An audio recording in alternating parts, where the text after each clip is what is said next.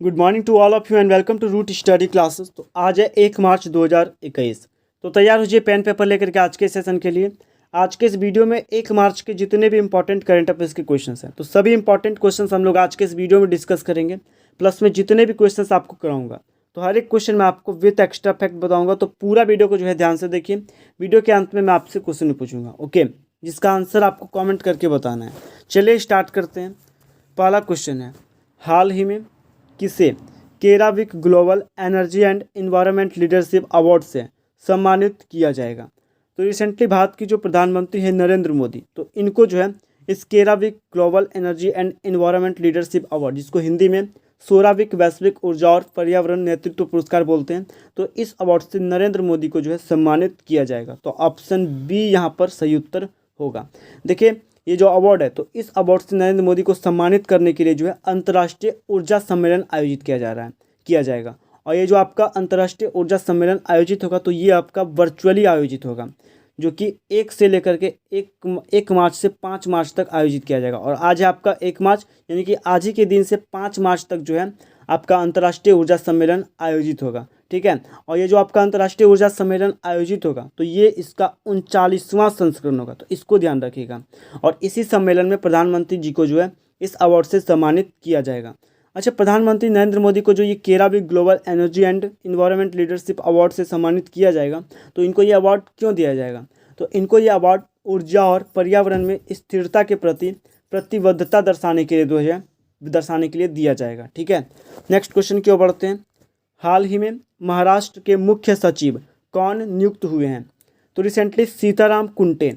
देखिए हाल ही में संजय कुमार ये अपने पद से रिटायर हुए हैं, तो संजय कुमार की जगह जो है सीताराम कुंटे को अपॉइंट किया गया है। सीताराम कुंटे जो है तो ये अभी प्रेजेंट टाइम में गृह विभाग के अतिरिक्त मुख्य सचिव हैं और अब इनको जो है महाराष्ट्र राज्य का मुख्य सचिव अपॉइंट किया गया है। देखिए सीताराम कुंटे तो ये 1985 बैच के IAS अधिकारी हैं और यहाँ पर आप देख सकते हैं ये जो आप फोटो में देख रहे हैं तो यही है सीताराम कुंटे। और देखिए सीताराम कुंटे तो ये महाराष्ट्र राज्य के मुख्य सचिव बने हैं। तो ये है आपका मैप में महाराष्ट्र। यहाँ पर ये जो आप लोकेशन देखें तो ये है महाराष्ट्र की लोकेशन। कैपिटल की बात करें तो कैपिटल है मुंबई। और इसको गठित कब किया गया था? तो 1960 में जो है महाराष्ट्र राज्य को गठित किया गया था। महाराष्ट्र के मुख्यमंत्री कौन है? तो मुख्यमंत्री हैं उद्धव ठाकरे और गवर्नर हैं भगत सिंह कोश्यारी। देखिए महाराष्ट्र के जो मुख्य राज्यपाल हैं भगत सिंह कोश्यारी, तो इनके पास 2 राज्यों के राज्यपाल का प्रभार है। पहले तो ये महाराष्ट्र के राज्यपाल हैं ही, प्लस में ये गोवा राज्य के भी राज्यपाल हैं, ठीक है। अच्छा, महाराष्ट्र में टोटल लोकसभा सीट कितनी है? तो टोटल लोकसभा सीट की बात करें तो टोटल लोकसभा सीट है 48, ओके। और महाराष्ट्र के जो मुख्यमंत्री हैं उद्धव ठाकरे, तो इन्होंने अभी जेल पर्यटन शुरू करने का फैसला किया है। देखिए आज से कुछ दिन पहले मैंने आपको बताया था जेल नियम में संशोधन करने वाला राज्य बना है आपका राजस्थान, और जेल पर्यटन शुरू करने वाला राज्य कौन बना है?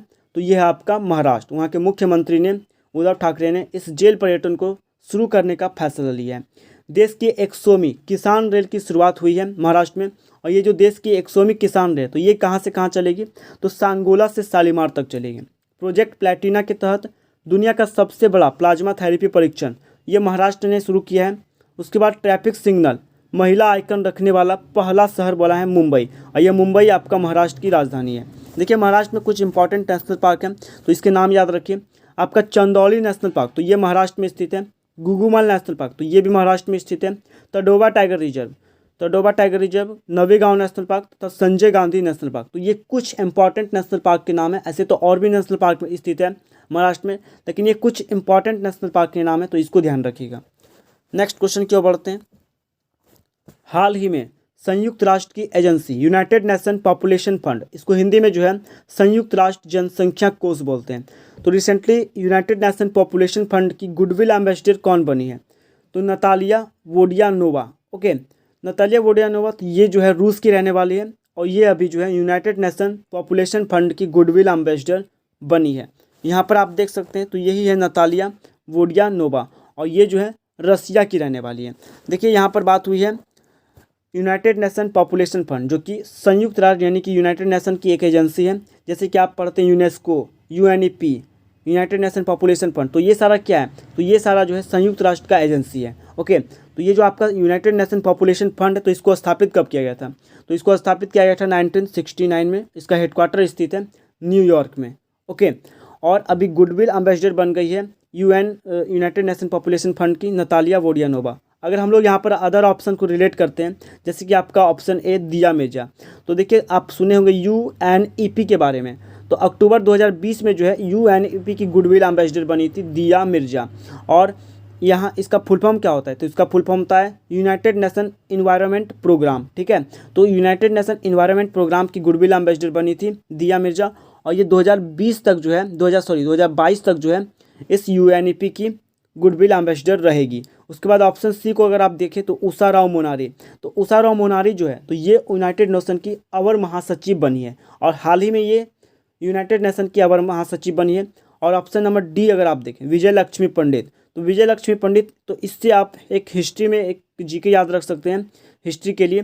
देखिए 1953 में जो है यूनाइटेड नेशन असेंबली की अध्यक्ष बनने वाली ये वर्ल्ड की पहली महिला थी, तो इसको आप ध्यान में रखिएगा। और उषा राव मोनारी जो यूनाइटेड नेशन की अवर महासचिव बनी है, तो यूनाइटेड नेशन के महासचिव कौन है, तो महासचिव हैं एंटोनियो गुटेरेस। देखिए यहाँ पर आपको दो तरह का से क्वेश्चन पूछ देगा कि यूनाइटेड नेशन की महासचिव कौन है, तो यूनाइटेड नेशन के महासचिव हैं एंटोनियो गुटेरेस। और अगर अवर महासचिव आपसे पूछे तो आपको आंसर करना है अवर महासचिव पूछे तो आपको आंसर करना है उषा राव। ठीक है, देखिए यहाँ पर सबसे मेन आपका है यूनाइटेड नेशन संयुक्त राष्ट्र, क्योंकि ये जो आपका संयुक्त राष्ट्र है तो संयुक्त राष्ट्र के अंदर में ही आता है आपका UNEP हो या यूनाइटेड नेशन पॉपुलेशन फंड हो या फिर आपका WHO या WTO, तो ये सब आपका यूनाइटेड नेशन में ही आता है। तो आइए इसके बारे में पहले जान लेते हैं। यूनाइटेड नेशन इसको स्थापित किया गया था 1945 में। हेडक्वार्टर स्थित है इसका न्यूयॉर्क और इसके अभी प्रेजेंट टाइम में महासचिव है एंटोनियो गुटेरेस। और अवर महासचिव कौन बनी है, तो अवर महासचिव बनी है भारतीय मूल की उषा राव। नेक्स्ट क्वेश्चन की ओर बढ़ते हैं। नेक्स्ट क्वेश्चन है हाल ही में अट्टुकल पोंगल महोत्सव किस राज्य में आयोजित किया गया है, तो रिसेंटली अट्टुकल पोंगल महोत्सव जो है तो ये आयोजित किया गया है केरल में। ठीक है, देखिए केरल में जो है और भी त्यौहार मनाए जाते हैं, जैसे आपका नाव त्यौहार हो गया, थय्यम त्यौहार हो गया, ओनम का त्यौहार हो गया, सिसूरपुरम। और एक इम्पॉर्टेंट पॉइंट याद रखिएगा, केरल का जो 200 वर्ष पुराना महोत्सव है तो उस महोत्सव का नाम क्या है, तो त्रिशूरपुरम, तो इसको ध्यान में रखिएगा। और ओनम त्यौहार मनाया जाता है आपके केरल में, थय्यम बनाया जाता है आपके केरल में, नाव त्यौहार मनाया जाता है केरल में, और अभी रिसेंटली जो है अट्टुकल पोंगल महोत्सव बनाया गया है केरल में। अब केरल की बात हुई तो यहाँ पर आप देख सकते हैं, तो ये है आपका इंडिया मैप। और सबसे नीचे अगर आप ध्यान दें तो ये जो आप पट्टी वाला देख रहे हैं बैगनी कलर का, तो ये है मैप में केरल की लोकेशन। कैपिटल की बात करें तो केरल की कैपिटल है तिरुवनंतपुरम और अभी प्रेजेंट टाइम में मुख्यमंत्री हैं पिनाराई विजयन। गवर्नर कौन है, तो आरिफ मोहम्मद खान। देखिए केरल में जो है 1 स्कूल 1 IS योजना शुरू हुआ है। प्रोजेक्ट कैफोन का ऐलान किया है वहाँ के मुख्यमंत्री ने, वहाँ के गवर्नर, वहाँ के सरकार ने, केफोन प्रोजेक्ट। और ये जो आपका यहाँ पर टर्म लिखा हुआ है केफोन, तो इसका यहाँ पर मतलब समझिए, के का मतलब है केरला, एफ का मतलब है फाइबर, ओ का मतलब है ऑप्टिक, एन का मतलब है नेटवर्क, यानी कि केरला फाइबर ऑप्टिक नेटवर्क। इसका ऐलान किया, इस प्रोजेक्ट का ऐलान किया केरल गवर्नमेंट ने। इसमें क्या होगा कि जो केरल स्थित जो जितने भी गरीब वर्ग के लोग हैं केरल के, तो उन गरीब लोगों को जो है इस प्रोजेक्ट के तहत फ्री में इंटरनेट गवर्नमेंट प्रोवाइड कराएगी। ठीक है, फिर ब्रेक द चैन कार्टून अभियान, तो ये केरल गवर्नमेंट ने स्टार्ट किया है। नेक्स्ट क्वेश्चन की ओर बढ़ते हैं। तो नेक्स्ट क्वेश्चन है हाल ही में carbon watch mobile application launch करने वाला पहला केंद्र शासित प्रदेश कौन बना है, तो recently carbon watch mobile application, तो इस कार्बन वॉच मोबाइल एप्लीकेशन को लॉन्च किया है चंडीगढ़ यूनियन टेरिटरी ने। ओके, और ये भारत का पहला यूनियन टेरिटरी बन गया है जिसने कि carbon watch mobile application launch किया है। अब इसके बारे में समझिए, ये जो कार्बन वॉच मोबाइल एप्लीकेशन है तो ये है क्या, तो देखिए किसी व्यक्ति के कार्बन फुटप्रिंट का पता लगाने के लिए इस कार्बन वॉच मोबाइल एप्लीकेशन को चंडीगढ़ ने लॉन्च किया है। और ये जो आपका यहाँ पर टर्म लिखा हुआ है कार्बन फुटप्रिंट, तो इसको समझिए ये क्या है, तो ये मानव गतिविधियों द्वारा वातावरण में जारी ग्रीन हाउस गैस CO2 की मात्रा है। ओके, नेक्स्ट क्वेश्चन की ओर बढ़ते हैं। हाल ही में भारत के पहले खिलौना मेले का उद्घाटन किसने किया है, तो भारत के पहले खिलौना मेले का उद्घाटन किया है भारत के प्रधानमंत्री नरेंद्र मोदी ने। देखिए ये जो आपका भारत का पहला खिलौना मेला है, तो इससे क्या होगा, इसके उद्घाटन से जो है भारत में आत्मनिर्भरता को बढ़ावा मिलेगा। ठीक है, देखिए आपको क्वेश्चन जो है इस टाइप से भी पूछ देता आपको इंडिया टॉय फेयर 2021, तो इसका उद्घाटन किसने किया है, ऑप्शन दे देता 4 को, तो ऑप्शन आपका सही क्या होगा, तो नरेंद्र मोदी। अगर आपको पूछे भारत का पहला खिलौना मेला और अगर आपसे पूछे कि इंडिया टॉय फेयर 2021, तो दोनों एक ही चीज़ है, तो इसको भी आप नोट कर लीजिएगा, इंडिया टॉय फेयर 2021, तो इसका भी उद्घाटन जो है नरेंद्र मोदी ने ही किया है। नेक्स्ट क्वेश्चन की ओर बढ़ते हैं। हाल ही में किस भारतीय बैंक ने विदेशी लेन देन को आसान बनाने के लिए जेपी मॉर्गन की ब्लॉकचेन पेमेंट नेटवर्क के साथ समझौता किया है? तो रिसेंटली जो भारतीय स्टेट बैंक है एसबीआई, तो इसने अभी विदेशी लेन देन को आसान बनाने के लिए, ठीक है, तो इसको आसान बनाने के लिए इसने एसबीआई ने जेपी मॉर्गन की ब्लॉकचेन पेमेंट के साथ जो है ब्लॉकचेन पेमेंट नेटवर्क के साथ समझौता कर लिया है। अब यहाँ पर जो आप टर्म लिखा हुआ देख रहे हैं जेपी मॉर्गन, तो इसके बारे में पहले जान लीजिए। जेपी मॉर्गन तो इसको स्थापित किया गया था दिसंबर 2000 ईस्वी में, ठीक है, और इसका हेडक्वार्टर स्थित है न्यूयॉर्क में, और अभी प्रेजेंट टाइम में इसके चीफ एग्जीक्यूटिव ऑफिसर हैं जामिया दीमोन। और यहाँ पर एसबीआई ने इस जेपी मॉर्गन की ब्लॉकचेन पेमेंट नेटवर्क के साथ समझौता किया है। तो सबसे पहले एसबीआई के बारे में जानिए। तो एसबीआई यानी कि स्टेट बैंक ऑफ इंडिया, तो इसने देखिए यहाँ पर आप लिखा भी देख सकते हैं SBI partners with JP Morgan for blockchain tech. तो एसबीआई ने इस जेपी मॉर्गन के साथ जो करार किया है विदेशी लेन देन को आसान बनाने के लिए, तो एसबीआई बैंक इसको स्थापित किया गया था 1 जुलाई 1955। हेडक्वार्टर स्थित है इसका मुंबई में, और प्रेजेंट टाइम में चेयरमैन है दिनेश कुमार खारा। देखिए दिनेश कुमार खारा, तो दिनेश कुमार खारा को जो है रजनीश कुमार का स्थान दिया गया है। पहले रजनीश कुमार चेयरमैन थे एसबीआई के, और अभी प्रेजेंट टाइम में चेयरमैन बने हैं दिनेश कुमार खारा, ठीक है। नेक्स्ट क्वेश्चन की ओर बढ़ते हैं। तो नेक्स्ट क्वेश्चन है, हाल ही में वर्ल्ड एनजीओ दिवस यानी कि वर्ल्ड एनजीओ डे कब सेलिब्रेट किया गया है? तो रिसेंटली 27 फरवरी के दिन जो है इस वर्ल्ड एनजीओ दिवस को मनाया गया है। और यहाँ पर जो आप टर्म लिखा देख रहे हैं एनजीओ, तो एनजीओ का फुल फॉर्म होता है नॉन गवर्नमेंट ऑर्गेनाइजेशन, ठीक है, नॉन गवर्नमेंट ऑर्गेनाइजेशन इसका फुल फॉर्म होता है। और वर्ल्ड एनजीओ दिवस हर एक साल 27 फरवरी के दिन सेलिब्रेट किया जाता है। और ये जो आपका वर्ल्ड एनजीओ दिवस है, तो इसको मनाने का उद्देश्य क्या है? तो लोगों को एनजीओ के महत्व को समझाना, लोगों को जो है एनजीओ के महत्व के बारे में समझाना, और विश्व भर में एनजीओ में काम करने वाले उन लोगों को प्रोत्साहन करना है जो लोग जो है जीवों के हित के लिए, लोगों के हित के लिए जो है काम करते हैं, ठीक है। एनजीओ में क्या होता है कि मान लीजिए कोई अनाथ बच्चा है, तो उसको पढ़ाने के लिए एनजीओ खोला जाता है। यानी कि कोई गरीब वर्ग के फैमिली है, यानी कोई अपना खर्चा नहीं, जैसे वृद्ध लोग हैं, तो इन सभी चीज़ों के लिए एनजीओ चलाया जाता है। गरीब भर के बच्चे हैं, तो उनको पढ़ाने के लिए एनजीओ चलाया जाता है। तो एनजीओ बहुत सारे सेक्टर में चलाया जाता है। तो एनजीओ जो है, एनजीओ के बारे में लोगों को जो है समझाना, यानी कि क्या है एनजीओ, एनजीओ से क्या फ़ायदा है, तो इन सारी चीज़ों के बारे में बताने के लिए जो है हर एक साल हम लोग 27 फरवरी के दिन वर्ल्ड एनजीओ दिवस सेलिब्रेट करते हैं। यहाँ पर नेक्स्ट क्वेश्चन है, हाल ही में प्रधानमंत्री माइकल सोमारे का निधन हुआ है, वह किस देश के पहले प्रधानमंत्री थे? तो माइकल सोमारे जो हैं, तो ये पापुआ न्यू गिनी के प्रधानमंत्री थे, ठीक है, जिनका कि हाल ही में निधन हो गया है। और एक इंपॉर्टेंट पॉइंट का ध्यान रखिएगा, ये जो पापुआ न्यू गिनी के प्रधानमंत्री थे माइकल सोमारे, तो ये पापुआ न्यू गिनी के पहले प्रधानमंत्री थे, तो ये इंपॉर्टेंट है आपके लिए। और देखिए पापुआ गिनी के प्रधानमंत्री थे माइकल सोमारे। तो यहाँ पर आप देख सकते हैं, ये जो आप मैप देख रहे हैं, तो यहाँ पर है आपका ये जो ऊपर में लोकेशन, तो ये है पापुआ गिनी का लोकेशन। कैपिटल की बात करें तो पापुआ गिनी की राजधानी क्या है? तो पापुआ गिनी की राजधानी है पोर्ट मोरेस्बी, ठीक है। करेंसी की बात करें तो वहाँ की करेंसी क्या है? पापुआ न्यू गिनियन कीना। और प्रधानमंत्री थे माइकल सोमारे, जिनका कि हाल ही में निधन हो गया है। नेक्स्ट क्वेश्चन की ओर बढ़ते हैं। क्वेश्चन नंबर 10 है, हाल ही में ब्रिक्स फाइनेंशियल कॉरपोरेशन की पहली बैठक की अध्यक्षता किसने की है?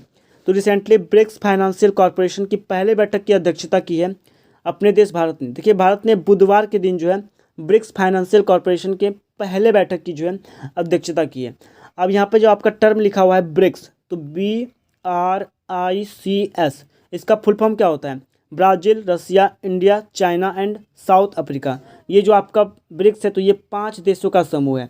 इसको स्थापित किया गया था 2006 में, और जब इसको स्थापित किया गया था तो 3 देशों ने मिलकर के इसको स्थापित किया था। यानी कि 3 इसके फाउंडर कंट्री है, चाइना, ब्राज़ील और रसिया। और जो आपका लास्ट है आपका एस, यानी कि साउथ अफ्रीका, तो साउथ अफ्रीका इसमें जो है 2010 में आकर के जुड़ा है, तो ये ध्यान रखिएगा। नेक्स्ट क्वेश्चन की ओर बढ़ते हैं। आंसर ऑफ द डे, तो पिछले वीडियो में जो आपसे क्वेश्चन पूछा गया था, राष्ट्रीय अनुसूचित जाति आयोग के अध्यक्ष का कार्यभार किसने संभाला है? तो रिसेंटली राष्ट्रीय अनुसूचित जाति के अध्यक्ष का जो कार्यभार है, तो ये संभाल लिया है विजय सांपला ने, ठीक है। तो ऑप्शन बी आपका यहाँ पर राइट आंसर हो जाएगा। और ये जो ऑप्शन सी आप देख रहे हैं अनिल कुमार झा, तो मैंने आपको बताया था जिंदल पावर लिमिटेड के बारे में, तो जिंदल पावर लिमिटेड ने अनिल कुमार झा को जो है अपना चेयरमैन अपॉइंट किया है। नेक्स्ट क्वेश्चन है क्वेश्चन ऑफ द डे, तो इसका आंसर आपको कमेंट करके बताना है क्या होगा। हाल ही में table tennis federation of India का महासचिव किसे चुना गया है। तो table tennis federation of India का जो महासचिव है तो किसको चुना गया है, ऑप्शन दिया हुआ है अरुण कुमार चौधरी, दुष्यंत चौटाला, सीताराम कोंटे, इनमें से कोई नहीं। और एक चीज़, table tennis federation of India तो इसको स्थापित कब किया गया था और इसके अध्यक्ष भी अभी चुने गए हैं। तो इसको स्थापित कब किया गया था, अध्यक्ष कौन चुने गए हैं और महासचिव कौन चुने गए हैं। तो ये सारा जो टर्म है आपको कमेंट बॉक्स में लिखना है, ठीक है। तो कमेंट में ज़रूर लिखिए इन सारी चीज़ों को, इससे क्या होगा आपका रिवीजन भी होगा। और अगर आपको वीडियो अच्छा लगता है तो वीडियो को लाइक ज़रूर कीजिए और ज़्यादा से ज़्यादा वीडियो को शेयर कीजिए, ठीक है। तो मिलते हैं नेक्स्ट वीडियो में, तब तक के लिए जय हिंद जय भारत।